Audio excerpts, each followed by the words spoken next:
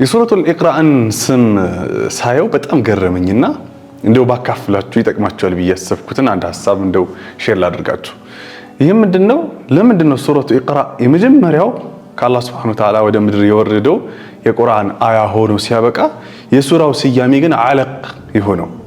አለቅ እንደምታውቁት የሰው ልጅ ያፈጣጠር እርከን ውስጥ ሁለተኛው ደረጃ ነው። ማለትም የሰው ልጅ ከኑጥፋ በኋላ ከስፐርም ከመንይ በኋላ ያለው ስቴፕ ማለት ነው። የማህፀን ግድግዳ ላይ የሚንጠለጠል የሆነ አካል ነው አለቅ ማለት።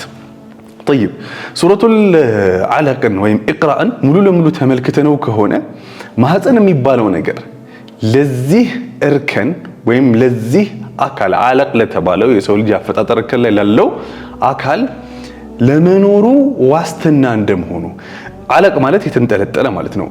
ማህፀን ላይ ካልተንጠለጠለ እንደሚሞተው ሁላ በደም መልኩ እንደሚወጣው ሁላ የሰው ልጅም አላህ ላይ ካልተንጠለጠለ አላህ ላይ ሁሉን ነገሩን ወደሱ ካላስጠጋ እንደሚሞት ነው የሚጠቁመው ይላሉ።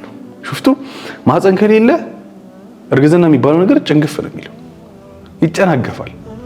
ልክ እንደዚሁ ህይወታችንም ላይ አላህ ከሌለ ልክ ማህፀን ላይ ተንጠልጥሎ የነበረው አካል ወድቆ ደም እንደሚሆነው እኛም እንሞታለን ማለት ነው።